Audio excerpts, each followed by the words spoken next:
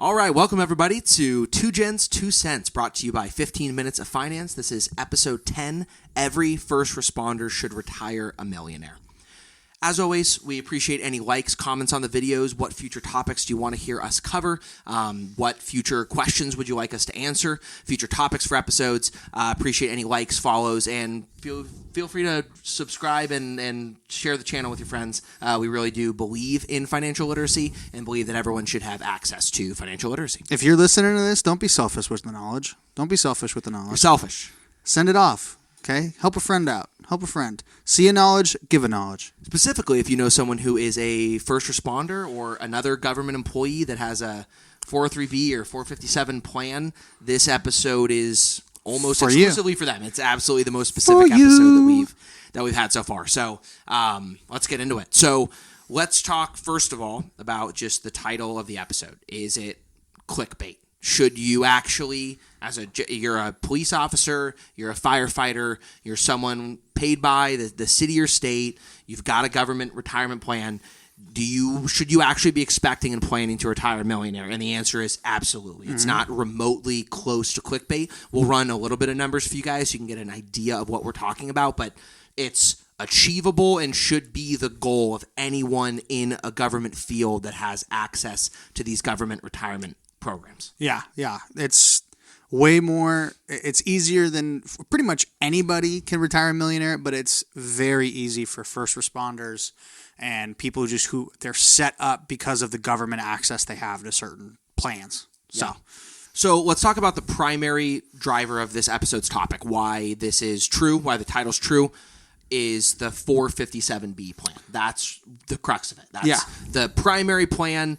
I don't know if there's any states that don't conform, but pretty much if you're firefighter, police officer, there's also occasionally other government employees, even nonprofit people that do work for government agencies that have, instead of a 401k plan or an IRA, they have a 457B plan. Yeah. Right? Yeah. So explain a little bit about what it is. We'll go into numbers later, but what is a 457 plan? Yeah, okay. So if we're breaking this down, just really, really breaking it down, it's this. When I was first learning these, it really just irked me that there weren't better names, right? Like 4, 5, 7. Like what's up with all these codes? So the numbers guide, that's just the code. Wait till you get in the certifications that we have in our field. CPA, CRPC, CFA, CRFA, CWMPC. It's like, what on earth are all those? But that number, guys, that's just the code that the IRS uses to classify the account. Okay, so there's nothing special about it. When you hear 457, just think it's another account. Okay, that's what I want you guys to visualize. So the particulars of the 457, though, is the way I like to describe it is it's a special, better 401k. That's really all it is, and it's special and it's better because first responders are considered like civil servants, like they're sacrificial in their sense. So we wanted to, or not we, I didn't create the 457, but the entities that created this program to incentivize and try to reward the first responders. So a 457 is just a better 401k plan is really what I would say. Yeah. So, I mean, you hit the nail on the head. It's a specially made plan. Not everybody qualifies for this plan. If we hired people and we wanted to set up a 457 plan for our employees, we couldn't do it. Yeah. It's a specific plan designed. It's better, and it's only allowed by people that we view they're risking their lives, they're sacrificing. This is a way we can help them plan for retirement. Oftentimes, these people don't have other security features in place, and they're locked in this job. A lot of these people are lifers. They become fire chief, and they're in for 30 years. They've been a police officer at LAPD 45 years. You know, these people, they work for a long time, and so it's a special plan designed to reward that. Yeah. So number one primary thing that makes it better is very high contribution limits to be able to defer your own income into the 457 plan in the same way you would through a 401k plan. Yep. So for 2024, that's $23,000. Okay. So very quickly that amount can add up. And then there's obviously matching. So there's contributions from the city or the state, the county that employs you in the same way that there's a 401k plan. There's matching contributions that are capped at a certain percentage of your salary and match the contributions that you make. But let's be clear, the matching does not limit the amount that you can put in. So no matter what the matching policy is for your specific county, state, whatever, you can still choose to defer your own max $23,000 regardless of the matching that the employer does. So you can take advantage of the 457 plan regardless of what the plan particulars are on behalf of the employer. Yeah. And I think IRAs are 6,000. IRAs are, they went up this year with inflation. They might be 7. So that's 4 times essentially what you can put away from a normal retirement plan that just any Joe Blow would be able to do. Yeah. The other thing too that 457s that they have a special quality or treatment is there aren't certain early withdrawal penalties that a 401k has. So 401ks, you can't touch it till it's 59 and a half. I can't remember exactly what the 457s is, but they don't have that penalty. They don't have that at all. I had a fire chief as a client. He retired at 54 and he took all of his money. We just did whatever we were just able to take it out. And I was blown away by that because at that time I hadn't dealt with any 457s up until that point. There's a whole bunch of really just beneficial services, I guess, the 457 offers that just no other plan does. And that's in contrast to a traditional IRA 401k where the retirement age is 59 and a half. And if you withdraw before that, not only do you pay income taxes on it, but you also have a 10% penalty. Right. So if you try to take a big chunk from retirement, you say, okay, I'm retiring, we're going to put a big chunk of it down, get a new home, leave the rest invest, and you pull $200,000 out, you're paying $40,000 just in a penalty on top of you're paying income tax because you're withdrawing. So huge penalty. You don't often see people touching retirement plan funds before they retire because the penalty completely invalidates the benefit and makes it very much not worth withdrawing that money. So that's a huge benefit to have to be able to withdraw early. And look, I know this stuff is, I know when you're watching this, it's boring. Honestly, it's kind of boring to talk about it. Like it's hard to be excited and animated about this stuff. But now that I'm it is so hard to make this fun. As a content, it is so hard to make this. I'm sitting here being like, this is so boring. In what way can we spice this up and throw this up? The only way I think it's possible, guys, is we allow you the visual of, if you do this, you will have a lot more money than everybody else who doesn't. Okay, and money is exciting. That's the only visual that's an honest one I think that you can do. You got to do the boring stuff. The boring stuff makes money. That's what it comes down to. The boring stuff makes money. This is the boring stuff. Yeah, look, no one is pushing you into firefighting, being a police officer, joining the military. No one is pushing you to those fields because they pay better, right? Like that's the reality of it. But there are very nice benefits to those plans, and the 457 is one of them. So this is the way where your salary scale matches successful private sector people because you have things they literally don't have access to. Yeah. And the 457 is one of them. So let's talk about the most important thing. The superpower of the 457 plan is that you can make all of your contributions Roth. So what that means is a Roth plan, whether that's a Roth IRA or Roth 401k contributions or Roth contributions within your 457, you do not pay any taxes when you withdraw money when you retire. So no matter how much your money grows, there is no income tax on any of the growth, any of the gain. Compare that to a traditional IRA, a 401k plan where you put money in and then you're getting a deduction for it. But then when that money comes out, well, if you invest $10,000 when you're 21, that's hundreds of thousands of dollars if you retire at 65. See, that ain't too boring, is it? So that money, you're paying taxes on all of it. All of it. Yeah. Now you have tens of thousands of dollars on an income that's 6 figures. If you do a 457 and you choose to make Roth deferrals, you don't get a tax deduction, but who cares? You're in your 20s. You don't need that deduction. You retire now with millions of dollars and it's tax-free money. You can pull as much of it as you want, as little of it as you want, and you will never pay taxes on that money. Yeah, another thing to consider too is a lot of people in the, I think it would be considered civil servant, but just in the first responder space, they don't stay at the same place their whole career. Yeah. They really do bounce a lot. Like I think I've got one fireman. He's in his 40s, and he's worked at 5 different stations, districts, counties, whatever you want to call it. Every time he moves, he's like, oh, I got this 457. I got to roll over, right? So now we have to have a conversation like, do we just roll it over into the new 457, or do we move it to an IRA? Do we take the money out? There's a lot of benefit that customizations. Yeah, customizations that you guys have that a lot of firemen, a lot of first responders just don't take advantage of. Yeah. So if you're still bored, let's break down some numbers to make it a little bit more exciting. So scenario number 1, okay, and this is the main one we're going to talk about. If you graduate fire academy, police academy, whatever, at 25, okay, and you just say, I'm going to live simple for the next 5 years till I'm 30, okay? Cut costs. I'm going to sound like Dave Ramsey right now, and it's very rare that I sound like Dave Ramsey, but work a second job if you have to. Work a side gig that makes an extra $1,000 a month, just a really part-time job. Just don't eat out a lot. I'm talking, it's not impossible. A lot of firefighters, depending on your city, county, you graduate fire academy, you make $70K, you can make $90 with overtime, and you're just deferring the $23K. It's not all your income, but for some people, it is a sacrifice. Yeah. Make the sacrifice. If you contribute the $23,000 just for 5 years, so on your 30th birthday, your gift to yourself is you never save for retirement ever again. You've got $2.1 million at just age 60, not 65, not 69, max Social Security age.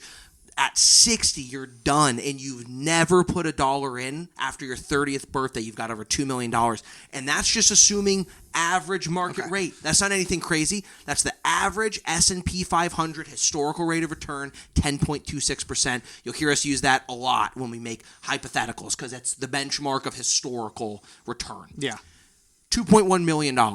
So that's the number when you're in this field, you're young, you just graduated the academy.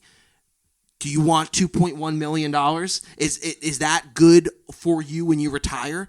Then buckle up, put in the money, and I want to be clear. In my calculation, that doesn't include the matching contribution. So there's extra thousands of dollars that your employer contributed that was also growing for 30 years. Oh, that was just employee? That's just your $23,000 for 5 years. That's it.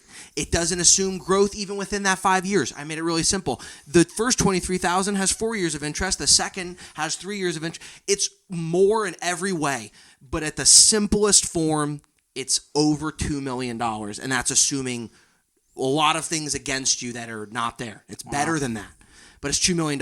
So now imagine you take the reins off a little bit and you keep contributing $10,000 with matching contributions, but now you're making a little bit more. You're 30. You've been in the field for 5 or more years, and you're not doing the full $23,000 every year in your retirement plan, but you're doing $5,000 or $10,000. You're at $4 or $5 million by the time you retire. So, as a fireman or a first responder, you would be in the top 0.01%. Okay, top 0.0. And you would not believe the amount. Even there are fire chiefs at competitive stations making $200,000, and by the time they retire, they're working on retirement planning. They're figuring out how many more years do I got to be here before I can retire comfortably. They're still making those decisions because the discipline wasn't there early on. Yeah. So if there's one thing we can leave you with in this episode, if you have access to this type of special plan, even teachers often apply for this. They have a 403B. There's certain less benefits, but the core is there. You can make Roth for all of it, and you can contribute up to $23,000 deferred from your income.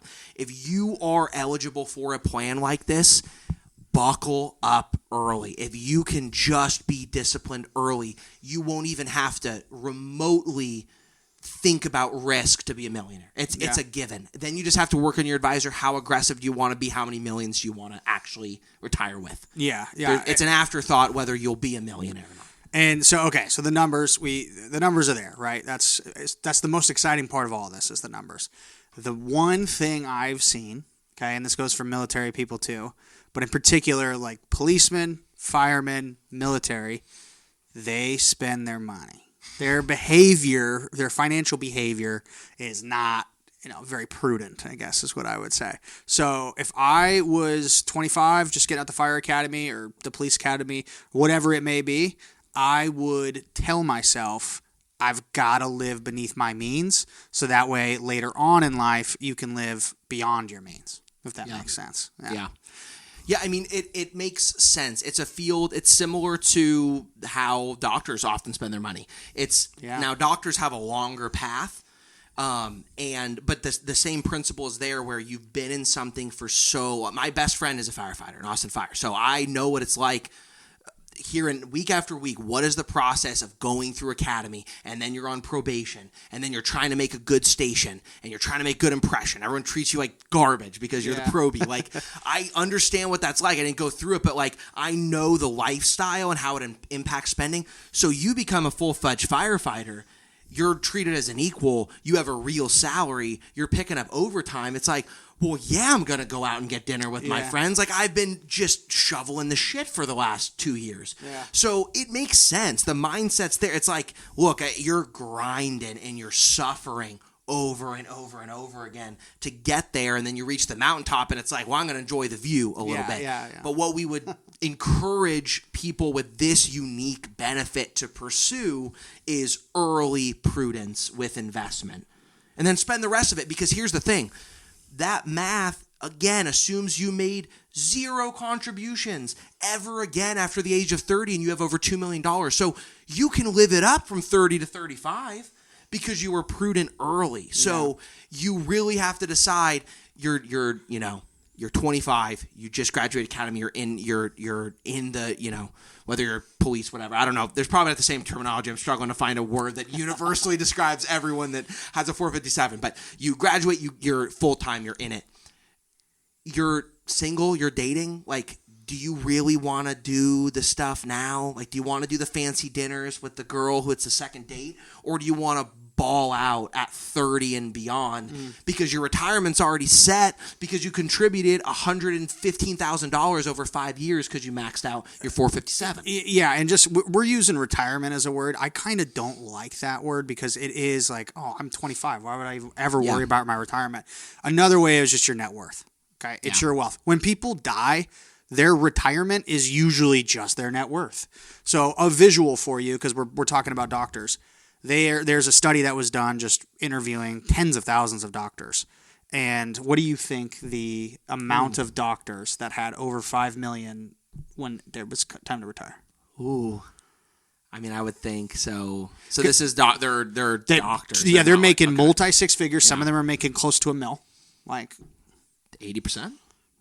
5%. 5%. And what number do you think is over 5? So that's just 5. Oh. Well, based on 5, it's got to be 2%. It's less than 1. Really? So less than 1. And the thing I liked about that study was it asked, how did you come to your wealth? So like 30% of the people that said that they had 5 million or more than 5 million, inheritance. So they had received money. So think about that. So it's less than 0.5% of that actually doctors that saved their earnings. Correct. So it's not just firemen and policemen who aren't, they don't have the best investment saving habits. It's everybody. But that visual that he gave you could have $2 million, and you could also have another $2 million from your employer's contribution, just to round out numbers. You're already better off than a doctor who's making $500,000 for 25 years. Yeah. I mean, that math right there is just, that's fascinating to me. And not enough people get taught that. They don't get excited about investing.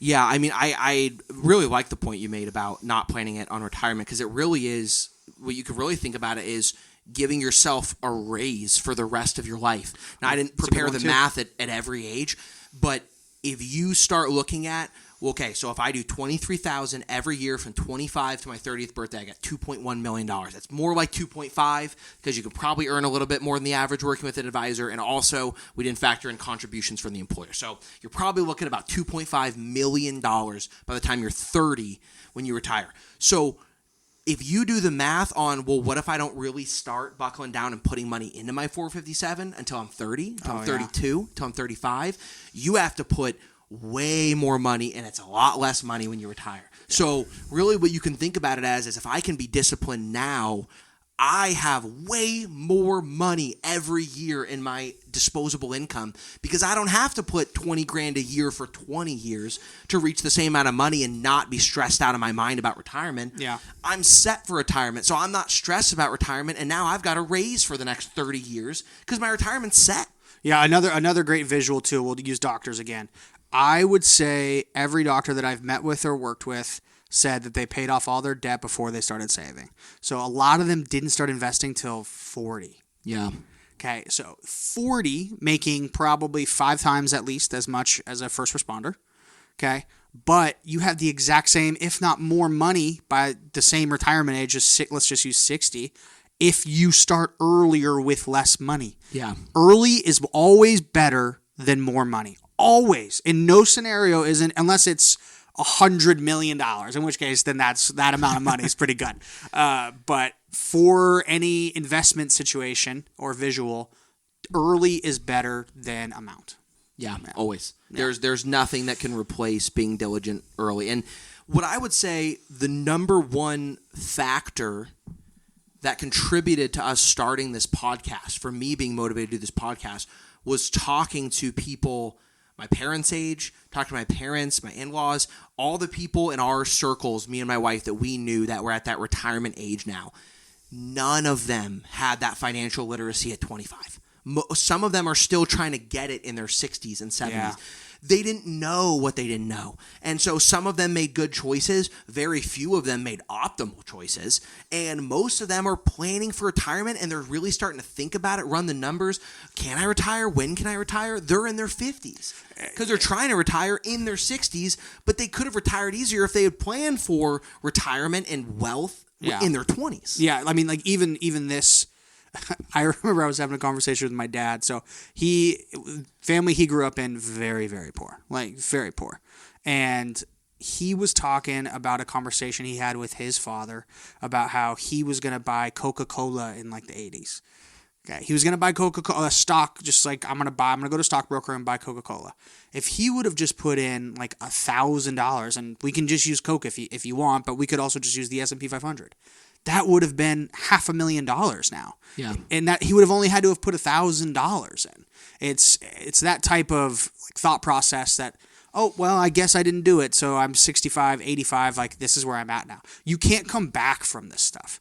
You can't come back. This is you only get one shot, This isn't a video game where you die and you just start the game over and you play differently. Like you get one go at this. And that's why it's important to be on top of it early. And I would say really like, especially people who are the target of this episode, to educate the first responders, your age range generally, whether you went straight to the academy in your early 20s, all the way up to it's kind of your late 20s and you figured out, I want to be a firefighter, I want to be a police officer, 30, still looking pretty good. Mm-hmm. When you get into mid-late 30s, that math starts looking a lot worse. Yeah. So, look, if you're 29 and you're like, oh, man, all he's doing is just talking bad about, I didn't start when I was 25, I'm already 30, you're still in a pretty good spot. You'll have $2.5 million when you're 65. You'll have well over $1 million still when you retire. You're still a millionaire. The episode's still true for you. You start when you're 40, you'd better have a really good portfolio, and you better beat market returns to be a millionaire putting less than 20 grand in a year. So you're still in it anywhere from that early 30s down. It's better the earlier you start, but you're in it. You should be encouraged. It's really where if you start really waiting and you're still not doing it, then you'll start to look back in your mid-late 30s, your 40s, and be disappointed. Then you meet with an advisor, you start planning for retirement, you've got kids, and now you're like, okay, we really got to think about retirement. Me and my wife are getting stressed about it, and now that conversation's not as fun as it was when you were 22. One of the biggest misconceptions about, and although I don't necessarily want to be called a financial advisor, I am one. Like I want to manage people's assets and invest in good companies. Like that's what I want to do. But for all intents and purposes, I am a financial advisor. One of the most common things that happens whenever I meet with people who are older that don't really have any money is it's, how do I fix this? And it's like, there's nothing I can do. There's no math. There's no knowledge. There's nothing. Okay. except for go back in time. That's the only thing you can do. So the misconception is like, oh, if my financial advisor will fix this. Nobody can fix it. It's done. Like, you've got to get on top of this. So yeah, that's just be excited to do it early. As boring as that is. And you don't have to do it early. So the last thing we want to talk about, and great segue talking about being an advisor and people you work with, is you can have an advisor manage your 457. That's another primary benefit, is you can have an advisor do it for you. So you don't have to worry about, oh, I was a little slow on my rollover and now I haven't really been on top of it. Yeah. I don't really know if the manager of the 457, if their investment portfolio they've created really matches with my goals. You can have an advisor meeting your goals. I would recommend anybody with a 457, you're putting money into it, get an advisor. Get an advisor that you trust, that you like. We talked about in previous episodes. Interview your financial advisor, ask questions, make sure they're a good advisor, make sure they're a fiduciary, but find an advisor that manages your account, because every study done over tens of thousands of accounts done by Fidelity and Vanguard, that they have all of these accounts under their wing. They're watching them. They're doing data analysis on them. The accounts with advisors always outperform people doing their own investments. We're the first to tell you, you don't need a financial advisor to grow wealth, to invest. We want to educate people on how to invest. The 15 minutes of finance every Friday, that's just instructions about, not instructions, but it's information about the market and about companies to give you insight on how would I manage my portfolio? How would I make trades inside of my Fidelity account? What companies should I be looking at? But a financial advisor is going to be better than you at it over the long term, because they're not going to forget. It's their job. They're not going to forget, oh, I forgot I had $20,000 in this account. Yeah. It's crazy to me. I moved and my parents helped me clean out my car. And my dad found I had gotten a certain amount of cash to buy my wife's wedding ring. And it was the upper tier of my budget. So I was like, I'm probably not going to spend all this, but this is the most I could possibly spend. So I had like $600 left over. It was in a box in my car. A year and a half later goes by. My dad goes, hey, I was helping you clean out your car. I found like $620 in your car. That was the best day of my life.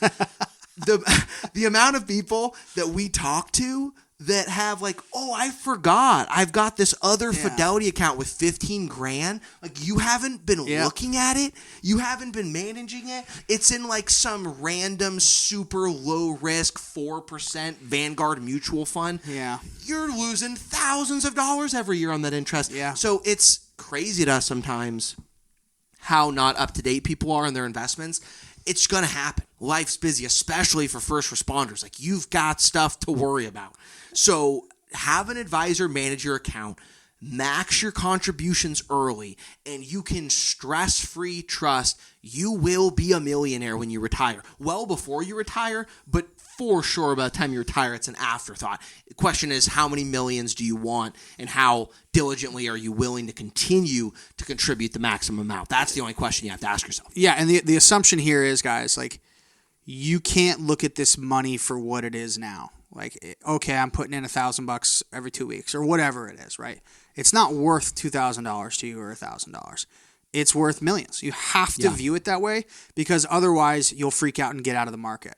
A lot of people get out at the wrong time and they get in at the wrong time. But if you're just always in, okay, you're just always playing the game, which you will be because you have time, okay? You don't need this money right away. You will always be able to catch the highs. Okay, the stock market is kind of like this. Okay, it's like a roller coaster, but the roller coaster historically is always trending up. Okay, and so if you get down at one of the dips and then you try to get back in at one of the highs, you could double dip on the way down, which is not what you want to do.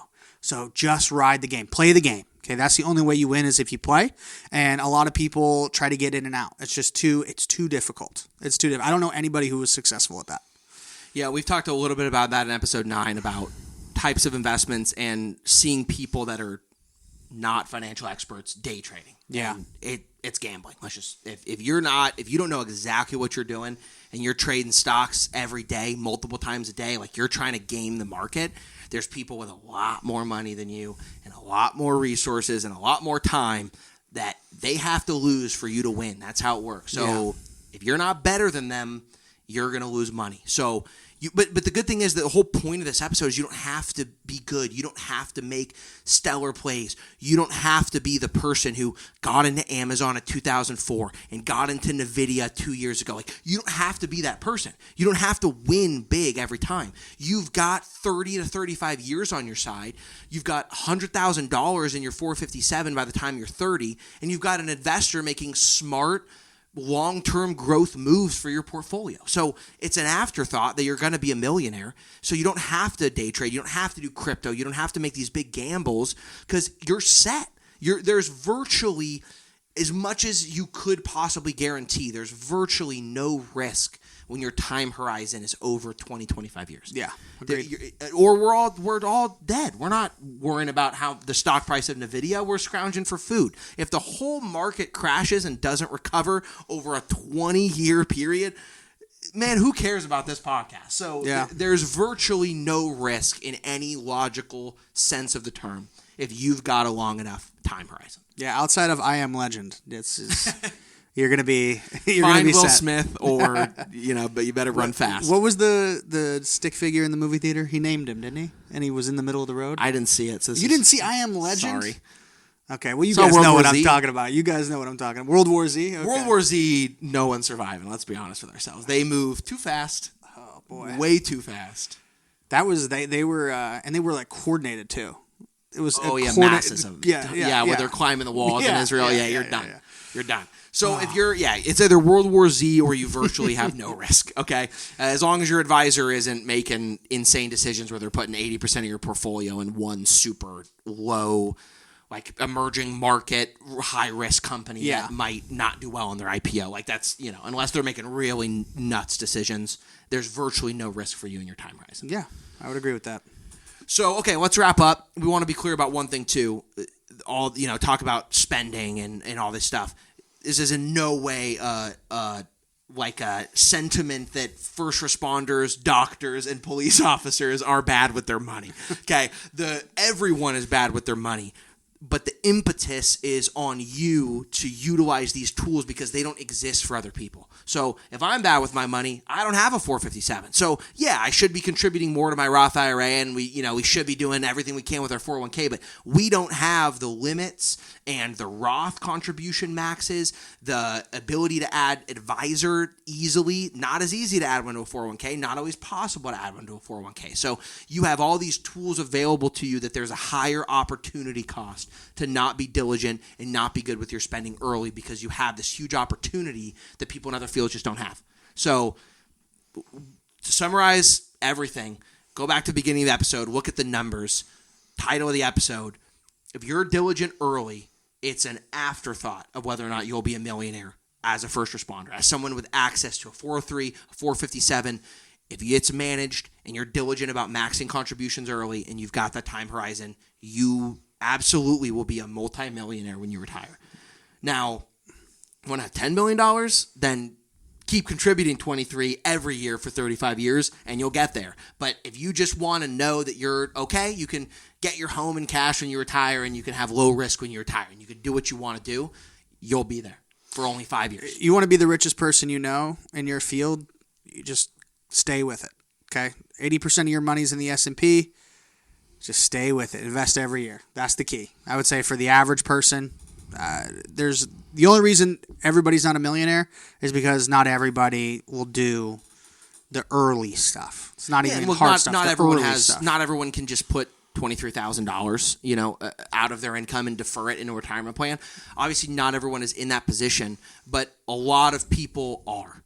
So this is not in any way a condemnation of people who aren't maxing, but what it is recognizing that there's far more people who could be putting a lot more into retirement than they are, then there's people who are listening to this and truly can't afford to put any more than they already are. Yeah. So, if you're in that boat, I've been there. I've had years where I have put $0 in retirement. Like, I was running multiple businesses during COVID. I know what it's like to have extenuating circumstances. There's no money in the budget to be maxing out your Roth IRA. You're just trying to pay the bills. I get it. Ask him how his Roth's doing now, though. Killing the game. Killing the game. There's not a lot of money in it, but There will be. Because I'm only 30, and that's the point. And he has a financial advisor. Have a financial advisor. And he's doing what he said. Very good looking one. A very good looking one. Yeah. Oh, my goodness. All that to say, guys, I don't even know what I'm trying to say. I don't really have a great wrap up. Listen, if you're a first responder, I mean, call us, talk to us, talk to other firemen. Who do they use? Like, what is the process? And then watch our episode about the questions to ask your financial advisor. My advice, hire somebody to do it for you. You already have a stressful enough job. If you can play this game and set it aside and just not worry about it outside of communicating with your advisor, your stress level will be immensely better. Yeah. And then you'll be like, oh, shoot, that's how much money I have 5, 10, 20 years down the road. I promise you'll be wealthier than everybody else you work with. Here's 3 hours that will make you a multi-millionaire. Listen to our previous episode, or not previous, episode 8. Do I need a financial advisor? Listen to what type of financial advisor you should be looking for, about fiduciaries, about questions to ask to interview financial advisors. Have a good financial advisor. Then listen to this episode all the way. You've probably already done that if you're here. And understand the benefits of 457, and then maximize your contributions for just 5 years. At the minute, just 5 years in your 457, and then you're done. You're a multimillionaire. 3 hours, 2 episodes, and an hour of calling multiple financial advisors and asking good questions. And then you have a financial advisor. You're making contributions. You're not even worried about it because it's getting managed. And by the time you're 30, you don't have to do anything ever again about your financial life at all. And you've got $2.1 million. So if that's not encouraging, I don't know what is. Go find a different podcast where they make fun of Gen Z people not able to pay rent. I don't know. Yeah. But as always, guys, invest early. Invest often. There we go. See you next time.